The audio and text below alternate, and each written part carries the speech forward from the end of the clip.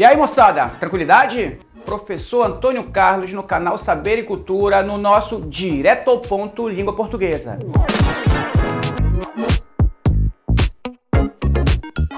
E dessa vez, moçada, nós vamos tratar de um assunto que todo aluno quase do ensino médio tem. É a tão famigerada redação do Enem.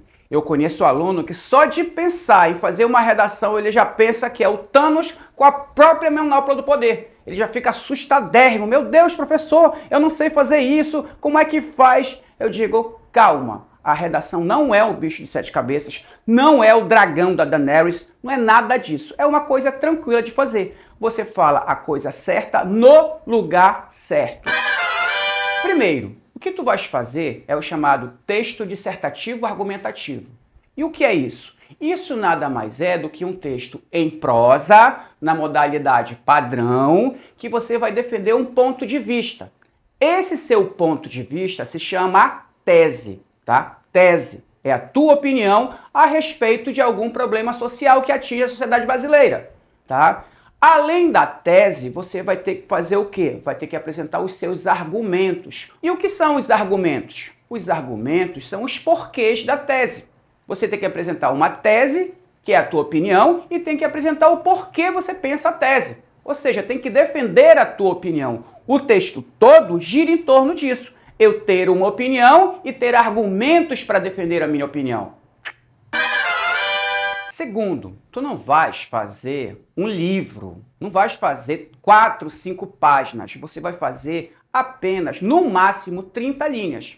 E acredite, a maioria dos alunos que passam pelo curso, ou lá na escola, moçada, eles têm dificuldade em não ultrapassar, porque eles chegam em 30 linhas e você vai ver que chegar em 30 linhas é a coisa mais fácil que tem quando a gente estuda.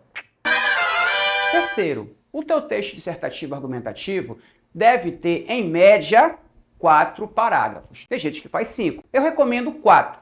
Cada parágrafo com 7 linhas. Somando tudo isso aí vai dar 28, ou seja, próximo de 30 linhas, que é o limite do teu texto. Quarto, o teu texto dissertativo argumentativo é dividido em 3 partes: introdução, desenvolvimento e conclusão.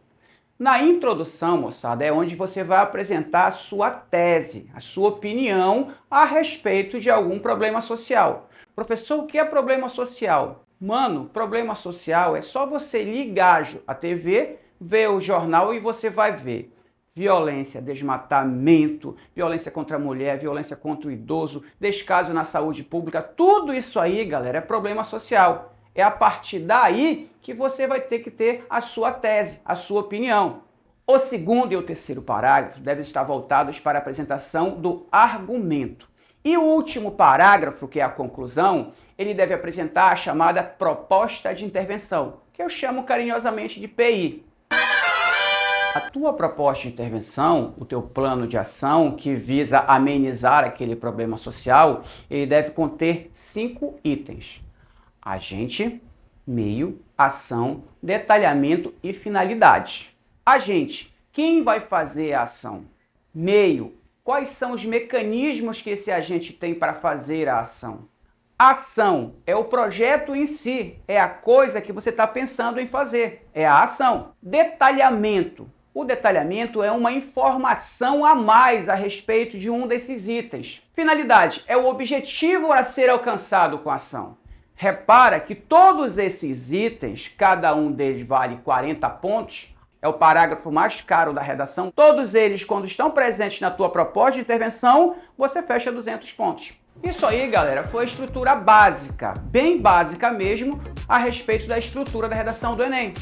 Mas lá adiante, nas próximas aulas, nós vamos pegar esses pontos e dividir e esmiuçar, tá? Que o que a gente viu aqui foi uma coisa em linhas gerais. Cada parágrafo desse é dividido em partes menores. E essas partes menores é que nós vamos ver lá adiante. Aqui embaixo, moçada, há um link com atividades para você treinar. Lembrando mais uma vez, isso aqui é uma estrutura geral, tá?